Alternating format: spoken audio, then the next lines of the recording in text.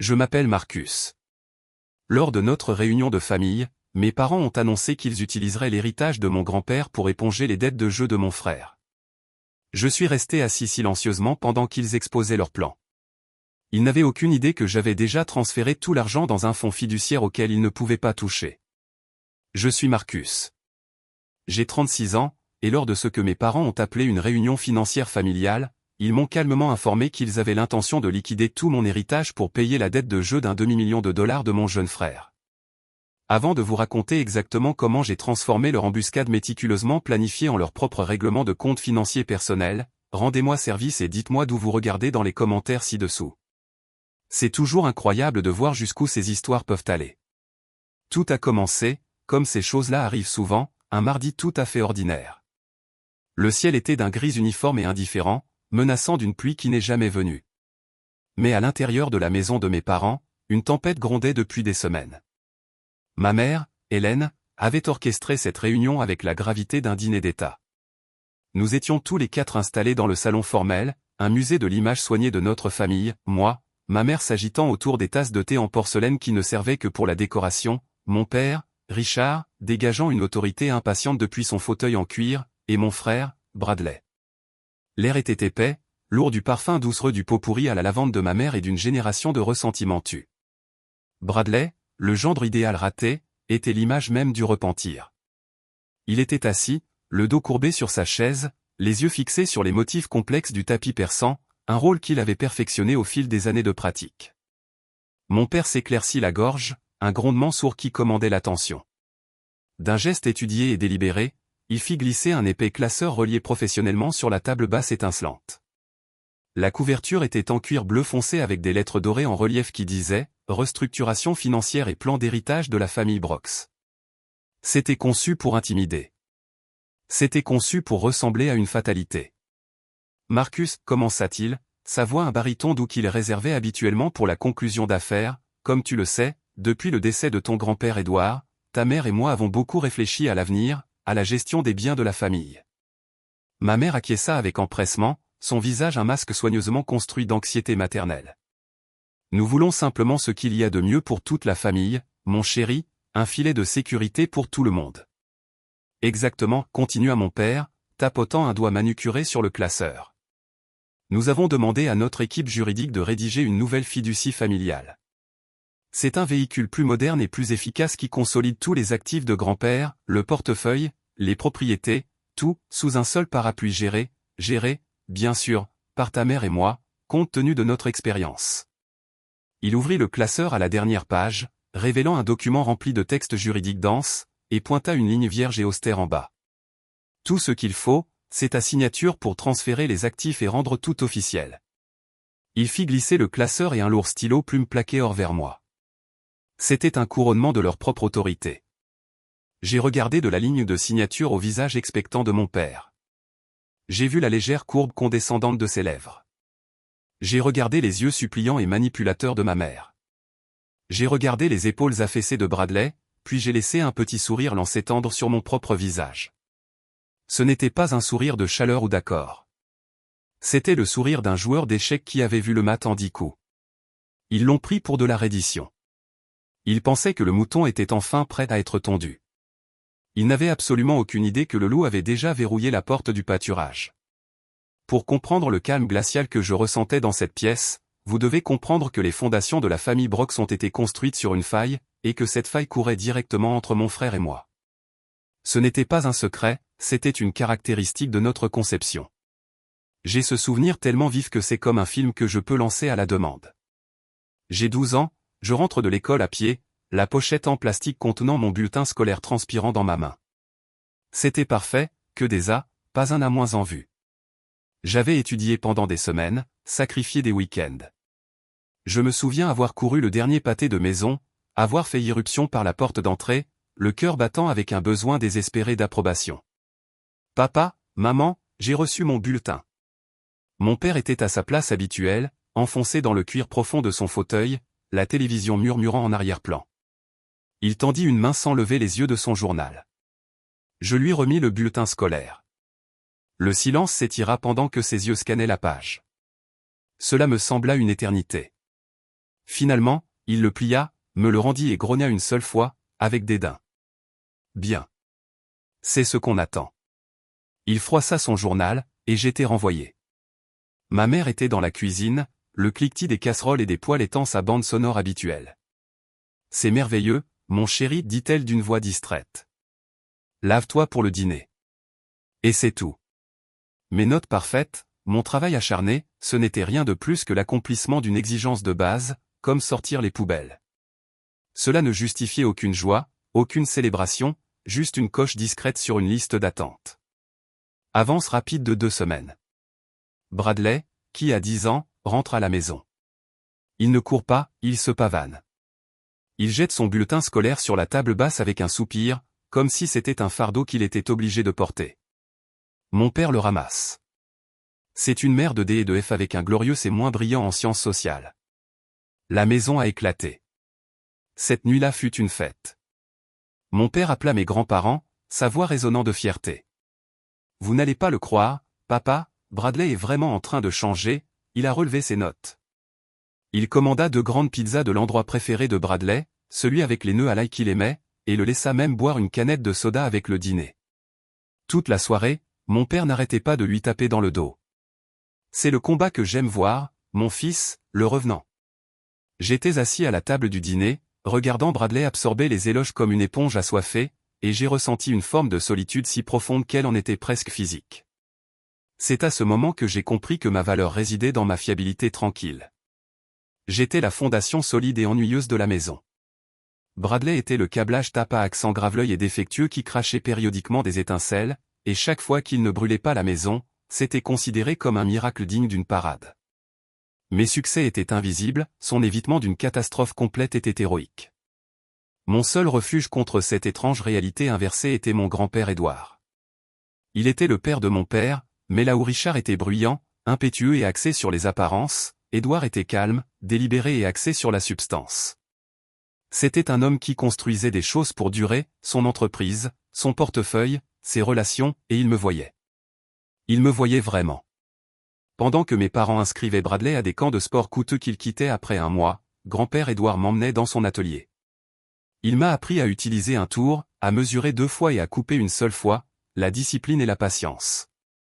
Marcus, disait-il, l'odeur de la sciure de bois et du vernis dans l'air, ce n'est pas excitant, mais cela te bâtira une vie qui ne s'effondrera pas sous un vent fort. Je me souviens d'un samedi après-midi où nous étions dans son bureau. Il sortit 2 livres de comptes. L'un montrait son investissement le plus réussi de tous les temps. L'autre montrait son pire, une entreprise qui avait fait faillite. Ton père n'aime parler que des gagnants, dit grand-père, tapotant le livre de compte de l'entreprise en faillite, mais tu apprends plus des perdants. J'ai été gourmand sur celui-ci. Je n'ai pas fait mes devoirs. Cela m'a coûté. C'était une leçon douloureuse, mais précieuse. Ne sois jamais trop fier pour admettre que tu as eu tort, Marcus, et ne fais jamais d'investissement, que ce soit dans les affaires ou dans les gens, en te basant uniquement sur l'espoir. L'espoir n'est pas une stratégie. Son bureau était ma véritable école. Il m'a appris l'indépendance financière, non pas comme un moyen de devenir riche, mais comme un moyen d'être libre. L'argent ne fait pas le bonheur, me dit-il en regardant par la fenêtre le jardin qu'il entretenait si méticuleusement, mais il peut acheter des choix. Il peut acheter la possibilité de dire non, et parfois la possibilité de dire non est la chose la plus puissante au monde. Quand il est tombé malade, les rôles se sont inversés. Je suis devenu son soignant. J'ai appris à naviguer dans le labyrinthe du système de santé, à parler aux médecins, à gérer ses médicaments. Je restais assis avec lui pendant des heures, lui lisant le Wall Street Journal ou simplement présent dans le calme paisible de sa chambre. Les visites de mes parents étaient brèves, ponctuées de silences maladroits et de regards anxieux à l'horloge. Celles de Bradley étaient encore plus brèves, des visites éclairs qui visaient plus à soulager sa propre culpabilité qu'à apporter un réel réconfort. C'est au cours d'un de ces longs après-midi tranquilles qu'il a exposé ses dernières volontés. Il expliqua, avec une clarté qui défiait sa maladie, pourquoi la plus grande partie de sa succession me revenait. Un héritage n'est pas qu'un tas d'argent, Marcus, murmura-t-il, sa voix faible mais ferme. C'est une responsabilité. Ton père y verra une solution à ses problèmes. Ton frère y verra une fête sans fin. Je te fais confiance pour y voir une graine. Plante-la, nourris-la, fais-la grandir, protège-la des mauvaises herbes. Après son décès, les premières mauvaises herbes ont commencé à pousser presque immédiatement. Les commentaires désinvoltes de mes parents sur l'équité et l'unité familiale ont commencé à s'accumuler. Je savais, avec une certitude qui s'installait au plus profond de mon ventre, que c'était plus qu'une simple différence philosophique. C'était une campagne. Me basant sur cet instinct, et sur la leçon de mon grand-père selon laquelle l'espoir n'est pas une stratégie, j'ai fait un geste préventif. Un mois seulement après les funérailles, je me suis assis dans le bureau poli et intimidant de Diana Roberts, une avocate spécialisée dans les fiducies et les successions hautement recommandées. Elle avait la réputation d'être un requin, mais dans le bon sens du terme. Ma famille a une histoire, expliquai-je, essayant de garder ma voix stable. Mon frère est financièrement irresponsable, et mes parents l'encouragent. J'ai peur qu'ils considèrent mon héritage comme un fonds de sauvetage communautaire. Elle écouta, son expression illisible, posant des questions pointues et perspicaces. Quel est votre objectif principal, Marcus? Partager selon vos propres conditions ou protéger les actifs à tout prix? Honorer les vœux de mon grand-père, dis-je. Protéger la graine. Elle acquiesça lentement. Je comprends. Ce jour-là, nous avons rédigé le système de défense à 2 niveaux. Le niveau 1 était une fiducie révocable, une clôture solide. Le niveau 2 était la fiducie irrévocable, une forteresse en béton avec des douves. Les documents ont été rédigés, signés et rangés. C'était ma police d'assurance contre l'inévitable. Pendant des mois, cette police est restée intacte.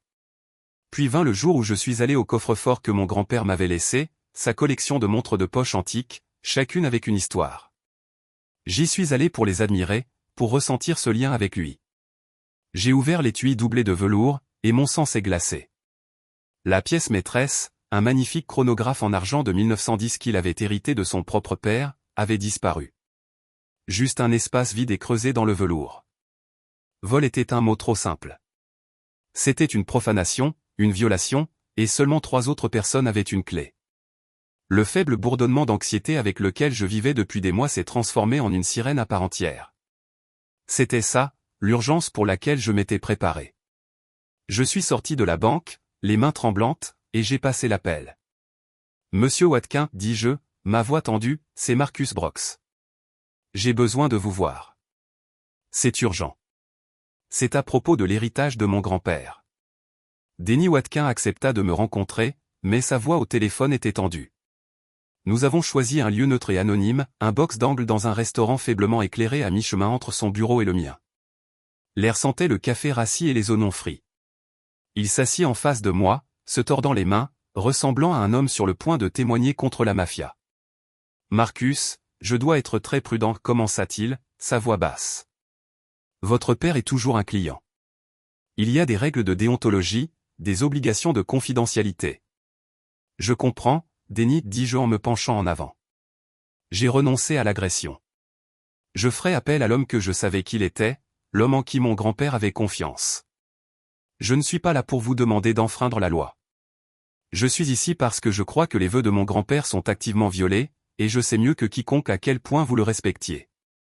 Je laissai cela flotter dans l'air pendant un moment. Quelqu'un a pris le chronographe en argent de grand-père dans son coffre-fort, celui que son propre père lui avait donné. Le visage de Denny s'effondra. C'était comme si j'avais retiré le dernier bloc de Jenga d'une tour qui était déjà en train de vaciller. Il laissa échapper une longue inspiration tremblante et sembla se ratatiner dans le box en vinyle. Son sang-froid professionnel se dissipa, révélant l'homme inquiet et décent qui se cachait en dessous. Édouard savait, murmura-t-il, les yeux brillants. Vers la fin, il savait. Les affaires de votre père n'étaient pas aussi prospères qu'il le prétendait. Il savait que Bradley était un trou noir pour l'argent. Il m'a pris à part un jour après une réunion avec Richard.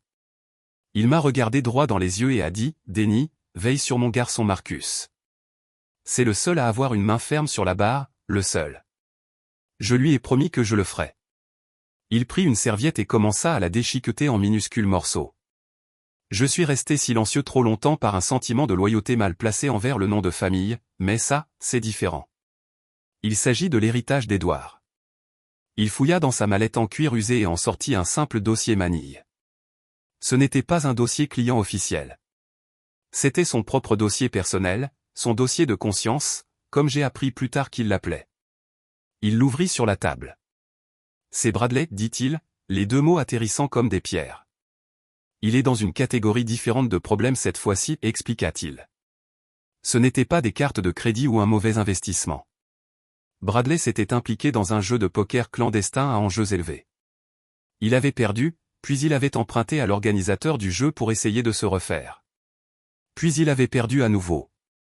Le cycle s'était répété jusqu'à ce qu'il soit dans un trou si profond qu'il ne pouvait plus voir le ciel.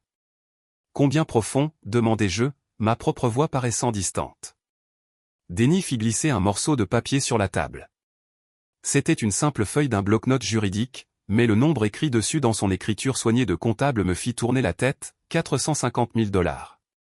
La pièce sembla basculer. 450 000 $ à un usurier. Je sentis un œuf froid de peur se resserrer dans mon estomac. Il ne s'agissait plus seulement d'argent. Il s'agissait de sécurité, de la sécurité de ma famille. L'homme à qui il doit, ce n'est pas le genre de personne qu'on peut ignorer, dit Denny, confirmant mes craintes. La date limite est le mois prochain.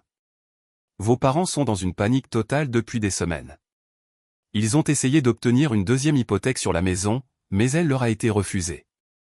Ils n'ont aucune liquidité. Votre héritage est leur seule option. La première révélation, l'ampleur et le danger de la dette, suffit à me couper le souffle. Mais la deuxième révélation, celle qui suivit immédiatement, fut celle qui me brisa le cœur. Marcus, dit Denny, sa voix maintenant lourde de honte, la montre de poche. Je suis désolé, mais ce n'est pas la première fois qu'il grignote la mémoire d'Édouard. Pendant des années.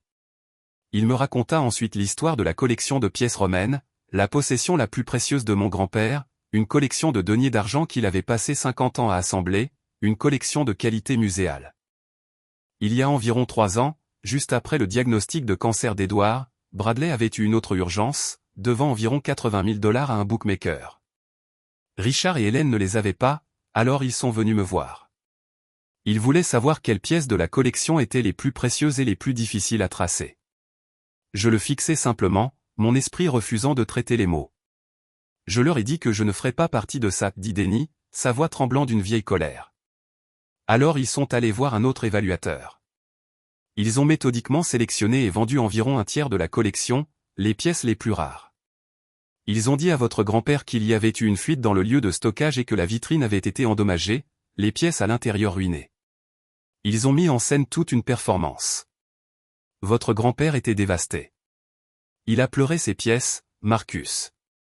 Il pensait qu'un morceau d'histoire avait été perdu à jamais. Et ils l'ont laissé le croire. Ils l'ont laissé pleurer un mensonge qu'ils avaient créé. Le café disparut.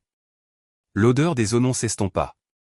Tout ce que je pouvais ressentir, c'était une rage brûlante, suivie d'un calme glacial et profond. La ligne avait été franchie. Il ne s'agissait plus d'un différend familial. C'était une profanation. Ils ne m'avaient pas seulement volé, ils avaient volé aux morts. Ils avaient volé la tranquillité d'esprit de mon grand-père dans ces dernières années. Tout doute persistant, toute idée de compromis, s'évapora. Ma décision n'était plus seulement un choix stratégique, c'était un impératif moral. Je ramassai méthodiquement les papiers que Denny m'avait montrés. Je regardais le bon homme torturé en face de moi. Merci, Denny, dis-je, ma voix stable. Vous avez honoré votre promesse à mon grand-père aujourd'hui. Personne n'entendra jamais parler de ça de ma part. Je sortis du restaurant et m'avançai dans la lumière de l'après-midi, mais je ne ressentis aucune chaleur. Je me sentais comme une machine qui venait de recevoir sa directive finale et irréversible. Je marchai jusqu'à un parc voisin, m'assis sur un banc et sortis mon téléphone. Mon pouce flotta sur le nom de Diana Roberts. C'était le point de non-retour. J'appuyai sur le bouton d'appel. Elle répondit immédiatement. Diana Roberts. Diana, dis-je, ma voix plate, dure et méconnaissable même pour moi. C'est Marcus Brox. La situation s'est aggravée. Il est temps. Active le plan nucléaire. Ne liquide rien. Protège tout immédiatement. Les jours qui suivirent l'appel à Diana furent une leçon de maître en chaos maîtrisé. Pendant que ma famille complotait probablement son embuscade émotionnelle pour la réunion de famille, Diana et moi exécutions un coup d'état juridique rapide et silencieux. Ma vie s'est scindée en 2 réalités parallèles. Le jour, j'étais Marcus Brox, conseiller financier prospère. J'assistais à des réunions, j'analysais les tendances du marché, je rassurais les clients au sujet de leur fonds de retraite, tout en projetant une aura de compétences inébranlable. Mes nuits, cependant, se passaient dans la salle de conférence austère au mur de verre de Diana, une salle de guerre où les seuls sons étaient le bruissement du papier et le clic décisif de son stylo. Diana était magnifique. C'était un tourbillon d'énergie concentrée, coordonnant les banquiers, les courtiers et les greffiers fonciers.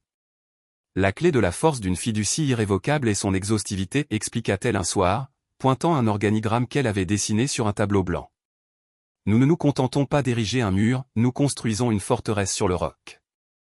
Nous devons nous assurer que chaque actif est transféré, titré correctement et légalement irréprochable avant même qu'il ne sache qu'il y a une forteresse à attaquer.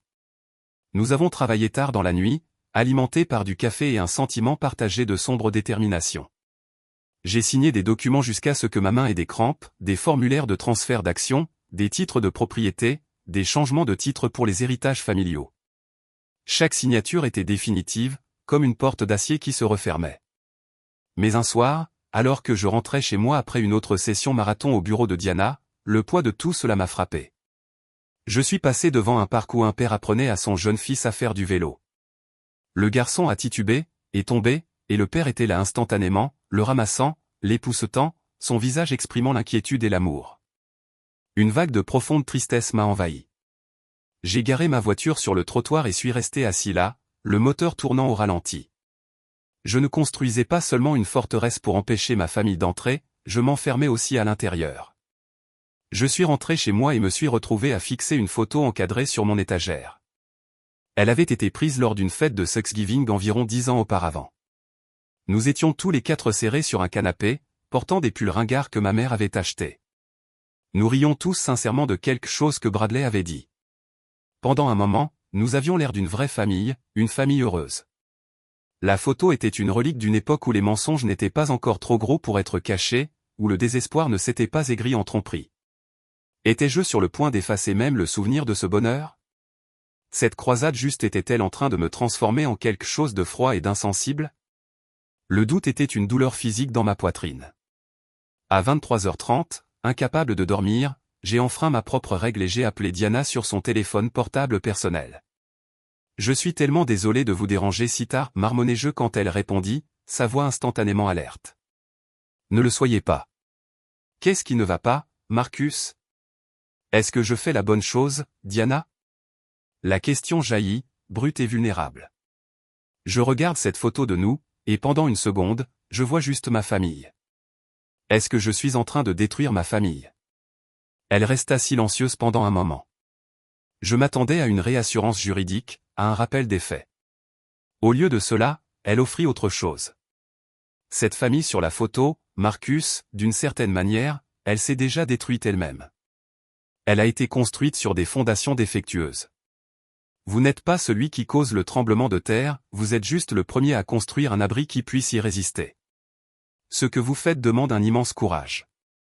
C'est la chose la plus difficile au monde de tenir tête aux personnes qui sont censées vous aimer le plus.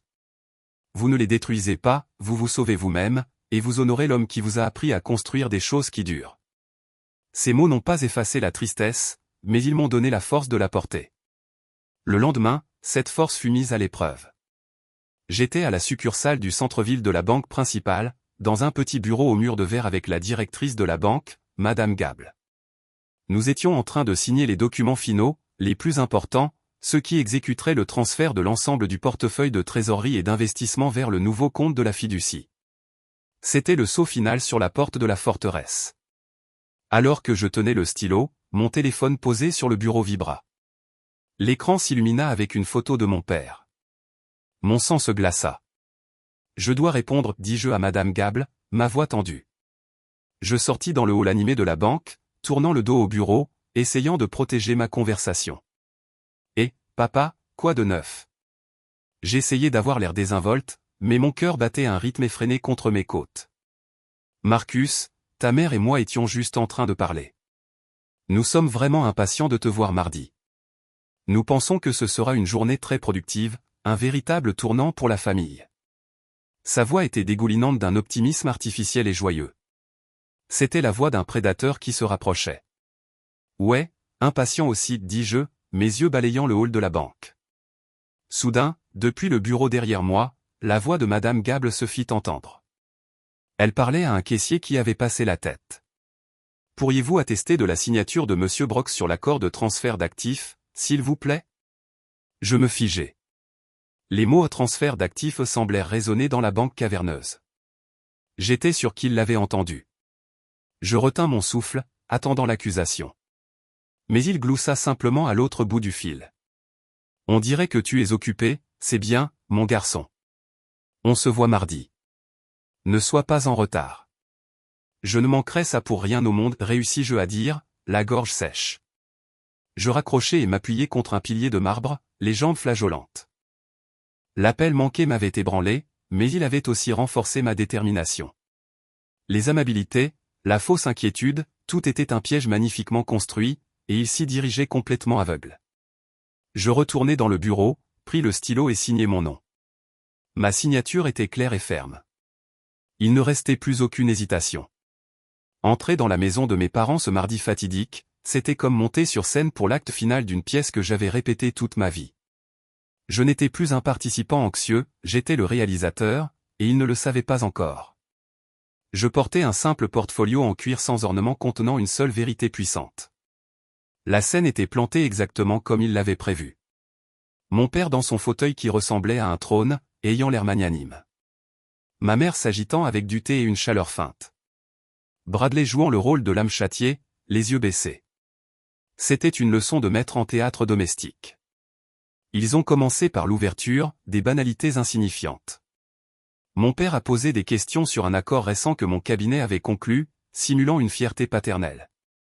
Ma mère a complimenté ma chemise. Tout cela était une danse soigneusement chorégraphiée pour baisser ma garde, pour créer une illusion de chaleur et d'unité, avant de porter le coup fatal. Finalement, mon père s'est penché en avant, les coudes sur les genoux, et a adopté un ton sombre. Marcus, a-t-il dit, sa voix résonnant d'une gravité fabriquée, nous sommes ici en famille parce que nous sommes arrivés à un carrefour, et les familles, les vraies familles, franchissent ces carrefours ensemble. Il a ouvert son impressionnant classeur, les lettres dorées captant la lumière. Ta mère et moi avons passé d'innombrables heures avec nos avocats à réfléchir à la meilleure voie à suivre. Le monde est un endroit incertain, les marchés financiers sont volatiles. Nous avons besoin d'une stratégie solide pour protéger ce que ton grand-père a travaillé si dur à construire. Il s'agit de sécurité, mon chéri, a ajouté ma mère, sa voix douce et suppliante, pour nous tous, pour ton avenir, pour celui de Bradley. Elle a jeté un coup d'œil à mon frère, une seule larme parfaite montant à son œil. Bradley, sur commande, a reniflé. C'était si parfaitement, grotesquement joué que j'ai failli devoir admirer le talent artistique. Mon père a tourné une page. Cette nouvelle structure de fiducie est la réponse. Elle place les actifs sous une gestion expérimentée, notre gestion. Elle nous permet d'être agiles, de répondre aux menaces et aux opportunités. Il a marqué une pause pour un effet dramatique, et de répondre aux besoins familiaux immédiats qui pourraient survenir. Il a finalement fait glisser le classeur sur la table. Le lourd stylo plume était placé à côté, comme un sceptre. Il est temps de faire passer la famille en premier, Marcus. Signe les papiers. Faisons ce qu'il faut ensemble. C'était ça, le point culminant de leur histoire, le moment où leur fils beau et négligé se rangeait enfin et les sauvait tous. J'ai regardé le stylo. J'ai regardé la ligne de signature. Puis j'ai regardé mon père, et j'ai laissé le silence s'étirer. J'ai regardé la confiance dans ses yeux commencer à vaciller, remplacée par une lueur d'irritation. Lentement, délibérément, j'ai placé mon propre portefeuille, beaucoup plus mince, sur la table. Il a fait un bruit doux et définitif dans la pièce calme. Je ne l'ai pas poussé, je l'ai juste placé là, une déclaration. Mon père a froncé les sourcils. Qu'est-ce que c'est? Une contre-proposition? Marcus, ce n'est pas une négociation. Je sais que ce n'en est pas une, ai-je dit, ma voix étonnamment calme et claire. Le temps de la négociation est révolu. J'ai regardé ma mère. Je suis d'accord pour dire que l'héritage devait être protégé vigoureusement. Puis je me suis retourné vers mon père. C'est pourquoi je m'en suis déjà occupé. J'ai donné une petite poussée à mon portefeuille. Confus et agacé, mon père l'a attrapé et l'a ouvert. Ma mère et Bradley se sont penchés, leur curiosité piquée. La page de couverture a suffi. Les mots étaient simples, en noir et blanc, et absolument dévastateur pour leur plan, déclaration de fiducie pour la fiducie d'héritage Edward Brooks. J'ai regardé les yeux de mon père parcourir la page. Je pouvais le voir enregistrer les expressions clés, chacune étant un clou dans le cercueil de son projet, les mots fiducie irrévocable, la date d'exécution au mardi 12 octobre, et enfin, la section détaillant la gouvernance de la fiducie, où il aurait lu les titres, constituant, Marcus Brooks v. Fiduciaire unique, Marcus Brooks. Le sang s'est retiré de son visage, laissant derrière lui une pâleur maladive. Ma mère a halté, un son aigu et étranglé, sa main volant à sa poitrine comme si elle ne pouvait pas respirer. Bradley, qui nous avait regardés comme un spectateur à un match de tennis, avait l'air complètement déconcerté. « Qu'est-ce que c'est ? Qu'est-ce que ça veut dire » a-t-il demandé, sa voix un gémissement enfantin. « Cela signifie, ai-je dit, adressant mes mots à mon frère, mais mon regard à mon père, que la semaine dernière, j'ai pris la liberté de placer tous les actifs que grand-père Édouard m'a laissés dans une nouvelle fiducie irrévocable légalement impénétrable, le portefeuille d'actions, les obligations, les propriétés immobilières dans le Vermont, l'art, les héritages, jusqu'au dernier dollar. J'ai laissé ça s'installer. Le silence dans la pièce était absolu, seulement rompu par la respiration saccadée de ma mère. La fiducie ne peut pas être brisée, ai-je continué, ma voix froide et précise comme le scalpel d'un chirurgien. Elle ne peut pas être modifiée, et en tant que fiduciaire unique, j'ai le pouvoir exclusif sur toutes les distributions. Votre classeur, votre plan, cette réunion, tout cela est du théâtre. Vous essayez de prendre le contrôle d'une armée qui a déjà été déplacée vers une nouvelle forteresse, une forteresse dans laquelle vous ne pouvez pas entrer. Le choc de mon père a finalement cédé la place à une vague de rage apoplectique. Il s'est levé d'un bond, sa chaise grinçant violemment contre le parquet. Son visage était un masque terrifiant de fureur. « Tu as fait quoi » a-t-il rugi, le son semblant secouer les fenêtres mêmes. « Espèce de menteur, d'ingrat. Tu as agi dans notre dos, ta propre famille. » Ma mère sanglotait ouvertement maintenant, pas les larmes silencieuses et manipulatrices d'avant, mais les sanglots durs ailés d'une véritable défaite. « Marcus, comment as-tu pu nous faire ça après tout ce que nous avons fait pour toi ?» L'ironie de cette question était si stupéfiante que j'ai failli en rire. Je me suis finalement levé de ma chaise, me tenant droit pour ce qui semblait être la première fois de ma vie. J'ai regardé les trois, le roi enragé, la reine en pleurs, le prince perdu, et je n'ai ressenti aucune pitié, seulement la clarté propre et froide de la justice. Tout ce que vous avez fait pour moi, ai-je répété, ma voix douce mais portant un tranchant indéniable, comme vendre secrètement les biens les plus précieux de mon grand-père pendant qu'il se mourait et le laisser pleurer pour un mensonge ? Était-ce pour moi, ou vous vous entraîniez juste pour ça ? L'accusation les a frappés comme un coup physique. Mon père a reculé, sans voix. Les sanglots de ma mère se sont bloqués dans sa gorge. La partie était terminée. Échec et mat. Les conséquences immédiates ont été un pur chaos, une tempête de fureur impuissante et de déni brisé. Je vais te traîner en justice si vite que ta tête va tourner, a hurlé mon père, le visage rouge, une veine palpitant sur sa tempe. Je vais engager les meilleurs avocats de cette ville. Je vais dire à un juge que tu es mentalement instable, que tu as été contraint. Je vais annuler ça. S'il vous plaît, faites-le, ai-je dit, mon calme contrastant fortement avec sa rage.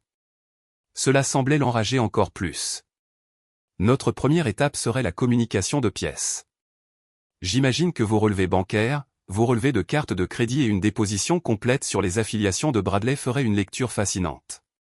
Je suis sûr qu'un juge serait très intéressé d'en savoir plus sur la dette de 450 000 $ due à un homme qui n'utilise pas de contrats légaux. Êtes-vous sûr de vouloir ouvrir cette porte, papa ? Il s'est arrêté net. La menace de divulgation publique, de voir leur façade soigneusement construite de respectabilité de la classe moyenne supérieure démolie pour révéler la réalité sordide et désespérée en dessous, était la seule arme contre laquelle il n'avait aucune défense. Il m'a regardé, la bouche s'ouvrant et se fermant, mais aucun son ne sortait. Ma mère a changé de tactique. La rage s'est dissoute en larmes désespérées. « Marcus, s'il te plaît, a-t-elle pleuré, tendant une main vers moi. Pense à ton frère. Qu'est-ce qui va lui arriver ? Ces gens sont dangereux. Ton argent est-il plus important que la vie de ton frère ? Il ne s'agissait jamais d'argent, maman, ai-je dit, ignorant sa main tendue. Il s'agissait de respect. Il s'agissait d'honneur. Et tu as raison, il s'agit de la vie de Bradley. Il a vécu sans conséquence pendant 34 ans. Peut-être qu'il est temps qu'il en affronte enfin une. C'était le coup final. Il n'y avait plus rien à dire. Les menaces étaient vides. Le chantage émotionnel avait échoué. Vaincu, mon père a attrapé le bras de ma mère. Nous partons, a-t-il grogné. Il l'a pratiquement traîné hors de la pièce, avec Bradley trébuchant derrière eux comme un enfant perdu. La porte d'entrée a claqué avec une finalité tremblante qui semblait résonner dans toute la maison, puis le silence. Je me suis tenu seul dans le salon parfait et silencieux.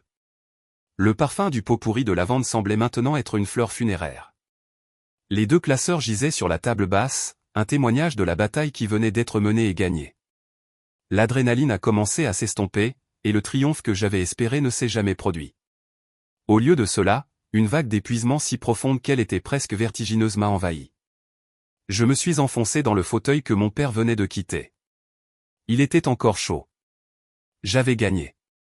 J'avais protégé l'héritage de mon grand-père. Je m'étais défendu. Mais la victoire semblait creuse. C'était la satisfaction sombre d'une amputation qui sauve la vie du patient mais le laisse définitivement mutilé. J'avais coupé la pourriture de ma vie, mais la pourriture était ma famille. Et maintenant? La question résonnait dans la maison silencieuse. Je savais que je ne pourrais pas obtenir toute l'histoire d'eux. Ils étaient trop profondément ancrés dans leur propre récit de victimisation. Mais il y avait une personne qui s'était éloignée du drame familial il y a des années, une personne qui pourrait me donner la vérité brute. J'ai sorti mon téléphone, mes mains se sentant lourdes et lentes. J'ai trouvé le numéro, un numéro que je n'avais pas appelé depuis près d'une décennie, c'était étrange de le composer. 1 heure plus tard, je me garais devant une petite maison bien entretenue dans un quartier ouvrier de l'autre côté de la ville. Mon oncle Thomas, le frère cadet de mon père, a ouvert la porte. Il était charpentier, un homme avec de la sueur de bois dans les cheveux et un regard direct. Il avait été excommunié de la famille Brox il y a des années pour le péché impardonnable d'avoir dit à mon père que son laxisme envers Bradley finirait par les ruiner tous. Il m'a regardé avec une surprise ouverte. Marcus. Eh bien, je serai damné. Quelle tempête t'a amené? Nous nous sommes assis à sa table de cuisine simple, un modèle d'avion à moitié terminé entre nous. Je lui ai tout raconté, la réunion, la fiducie, la confrontation. Il a écouté sans interrompre, son expression un mélange de tristesse et de validation sombre. Quand j'ai terminé, il a laissé échapper un long élan sifflement. « Waouh » a-t-il dit, secouant la tête. Le gamin a finalement grandi. Bien pour toi. Je ne comprends pas, oncle Thomas, ai-je dit, l'épuisement que je ressentais évident dans ma voix. Pourquoi? Pourquoi tout risquer? Pourquoi me pousser à ce point? Il s'est levé et a versé 2 verres d'eau. Il m'en a tendu un, son regard direct et rempli d'une pitié qui était en quelque sorte pire que la colère parce que c'était la fin du chemin. Marcus, a-t-il dit simplement, puis il a livré la pièce finale et dévastatrice du puzzle, tes parents sont ruinés. Je veux dire complètement, totalement ruinés. La maison a 2 hypothèques. Leurs comptes de retraite ont été vidés il y a des années pour couvrir un des malentendus de Bradley à Vegas. Les voitures de luxe sont louées. C'est tout un château de cartes. Il s'est rassis, sa voix baissant. Ils n'essayaient pas seulement de sauver Bradley d'un usurier, mon garçon. Ils essayaient de se sauver eux-mêmes de l'anéantissement financier total. Ton héritage n'était pas seulement un renflouement pour lui, c'était leur propre billet de loterie personnel, leur dernier espoir désespéré de maintenir toute la mascarade. Et tu viens de le déchirer devant leur visage. L'année qui a suivi a été la plus calme de ma vie. La révélation de mon oncle n'a pas absous mes parents, mais elle a changé la perspective à travers laquelle je voyais leurs actions. Le portrait d'une avidité monstrueuse a été remplacé par une image plus tragique, celle d'une faiblesse pathétique, de 2 personnes si terrifiées par l'échec qu'elles avaient tout sacrifié, leur intégrité, leurs économies et, finalement, leur relation avec l'un de leurs fils, pour maintenir une illusion de succès. Ma rage s'est refroidie, laissant derrière elle non pas le pardon, mais une compréhension détachée et clinique. Cette compréhension a été une clé, me libérant d'une prison de ressentiment dans laquelle je ne réalisais même pas que j'étais. Avec le bourdonnement constant et sourd du drame familial enfin réduit au silence, ma propre vie s'est mise au point. J'ai canalisé toute cette énergie libérée dans mon travail, dans mon propre bien-être. Mon cabinet n'a pas seulement grandi, il a explosé. J'étais lucide, décisif, et les clients ont répondu à cette nouvelle confiance. Environ 8 mois après ce que j'appelais en privé le règlement de compte, j'ai assisté à une conférence nationale sur la gestion de patrimoine à Chicago. L'événement final était un dîner de remise de prix. J'étais assis à une table avec des collègues lorsque le conférencier principal, le redoutable PDG d'une entreprise du Fortune 500 et un client important de mon cabinet, Monsieur Harrison, s'est avancé vers le podium pour présenter le dernier prix de la soirée. Dans notre secteur, a-t-il commencé, sa voix captant l'attention de toute la salle de bal, nous parlons beaucoup de RSI, d'alpha, d'actifs sous gestion. Mais l'actif le plus précieux qu'une personne puisse avoir n'est pas dans un bilan, c'est le caractère. Il a continué, et j'ai écouté avec un intérêt détaché jusqu'à ce que je l'entende dire mon nom. Et c'est pourquoi le prix de cette année pour l'intégrité professionnelle et les conseils éthiques est décerné à un homme qui illustre ce principe, Monsieur Marcus Brooks. J'étais stupéfait.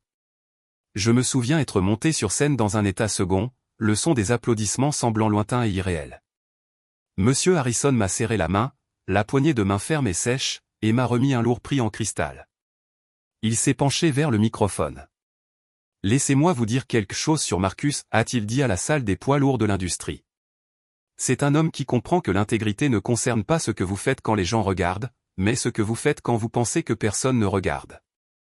C'est un homme en qui vous pouvez avoir confiance. Point final. Debout sur cette scène, baigné dans la chaude lumière des projecteurs, tenant ce symbole tangible de respect gagné grâce à mon propre mérite, j'ai ressenti un profond sentiment de validation que j'avais passé toute une vie à chercher auprès des mauvaises personnes. L'approbation que j'avais si désespérément désirée de mon père, je la recevais maintenant d'hommes comme lui, du monde entier, et j'ai réalisé que cela signifiait plus.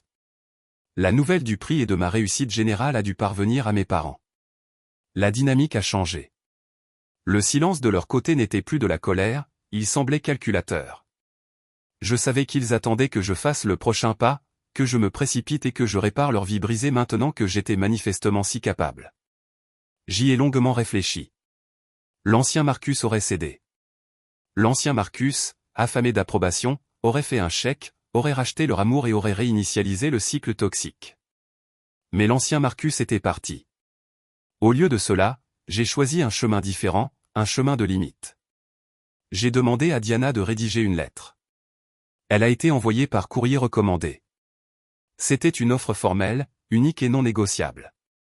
Elle stipulait que par un sentiment résiduel de devoir familial, j'utiliserais mes fonds personnels, explicitement pas les fonds de la fiducie d'héritage Edward Brooks, à deux fins spécifiques. Premièrement, le paiement intégral d'un programme intensif de réadaptation de 90 jours en établissement pour la dépendance au jeu pour Bradley dans un établissement très réputé en Arizona.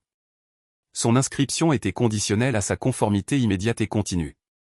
Tout écart entraînerait la cessation immédiate du financement. Deuxièmement, je financerai une série de 3 séances pour mes parents avec un conseiller financier certifié et un spécialiste de la faillite. La lettre comprenait les coordonnées du spécialiste. Le choix d'appeler leur appartenait. La lettre était froide, clinique et ne laissait aucune place à la négociation ou à la manipulation émotionnelle. Ce n'était pas une offre de réconciliation, c'était une offre d'un outil, une chance pour eux de commencer le dur travail de se réparer, quelque chose que personne n'avait jamais exigé d'eux. Ils ont accepté. Le silence qui a suivi était différent. C'était le silence de personnes faisant un premier pas hésitant dans une nouvelle réalité indésirable. L'année suivante a été faite de oui-dire et d'observations à distance.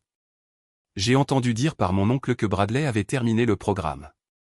Il est revenu en ville et a trouvé un emploi de manutentionnaire de nuit dans une grande épicerie. Il vivait dans une petite chambre louée. Il prenait le bus. Il était, pour la première fois depuis qu'il était enfant, entièrement responsable de lui-même. Mes parents ont vendu la maison, la grande scène de leur mascarade. Ils ont déménagé dans un petit appartement de 2 chambres dans une partie moins à la mode de la ville. Ils ont appelé le conseiller financier. Une fois, j'ai vu ma mère au supermarché. Nos regards se sont croisés dans l'allée des produits. Pendant un instant, un éclair de panique d'autrefois a traversé son visage. Puis il s'est installé dans une résignation fatiguée. Nous nous sommes rencontrés près des avocats. La conversation était guindée, douloureusement superficielle. Nous avons parlé de la chaleur inhabituelle. Elle a demandé si je me portais bien. J'ai dit oui. Il n'y a pas eu d'étreinte, pas de chaleur, pas de mention du passé. C'était la conversation polie et distante de 2 étrangers qui se trouvaient à partager une histoire. En m'éloignant, en poussant mon chariot, j'ai ressenti un étrange sentiment de paix. La chaleur et la proximité que j'avais autrefois désirées avaient disparu, peut-être pour toujours, mais le chaos, les mensonges, la culpabilité, le drame sans fin et qui broyait l'âme, tout cela avait disparu aussi. Et à sa place, il y avait un espace propre, calme et heureusement vide. Samedi dernier, par un après-midi d'automne parfait et vif, j'ai conduit les 2 heures jusqu'à la propriété du Vermont. La restauration était enfin terminée. L'ancienne ferme se dressait fièrement sur fond de montagnes verdoyantes et éclatantes, une nouvelle couche de peinture blanche sur ses bardages. Les murs de pierre que j'avais aidé mon grand-père à réparer quand j'étais enfant avaient été entièrement restaurés. Le jardin, autrefois envahi par les mauvaises herbes, était maintenant dégagé et préparé pour l'hiver, portant la promesse tranquille d'un renouveau printanier. Je ne suis pas entré. Au lieu de cela, j'ai fait le tour de la propriété, mes pieds craquant sur les feuilles tombées. J'ai fini à la vue panoramique à l'extrémité du pâturage, un endroit où grand-père Édouard et moi avions passé d'innombrables heures. Il me montrait les différents sommets, me disant leurs noms, me disant que les montagnes étaient différentes chaque jour, mais que leur fondation ne bougeait jamais. Je me suis tenu là, respirant l'air frais et propre qui sentait le pin et la terre humide, et j'ai regardé les collines ondulantes, une toile à couper le souffle de rouge, d'orange et d'or. Le silence était absolu, seulement rompu par le murmure du vent à travers les grands pins. J'ai pensé au maelstrom des 2 dernières années, le choc, la trahison, la fureur froide, la victoire creuse et l'eau blanche et tranquille d'une nouvelle forme de paix. J'ai pensé à ma famille, chacun d'eux vivant maintenant des vies plus petites, plus difficiles, mais plus honnêtes. Une vague de tristesse pour la famille que nous aurions pu être m'a envahi, mais c'était une douce marée, pas le tsunami qui avait l'habitude de me noyer. La colère et le ressentiment avaient finalement été balayés, laissant derrière eux seulement la pierre lisse et usée de l'acceptation. J'ai mis la main dans la poche de ma veste, mes doigts se refermant autour du métal froid et lourd du chronographe en argent de 1910. Après la confrontation, le retrouver était devenu une quête personnelle. Je l'ai trouvé dans un prêteur sur gage miteux du centre-ville, assis parmi d'autres trésors oubliés. Le racheter, le nettoyer, entendre à nouveau son tic-tac régulier et rythmé, c'était comme récupérer un petit morceau essentiel de ma propre histoire. Le tenant dans ma paume, j'ai finalement pleinement compris ce que mon grand-père avait essayé de m'enseigner toutes ces années. L'argent, les actions, la propriété, ce n'était que le véhicule. Ce n'était jamais la destination.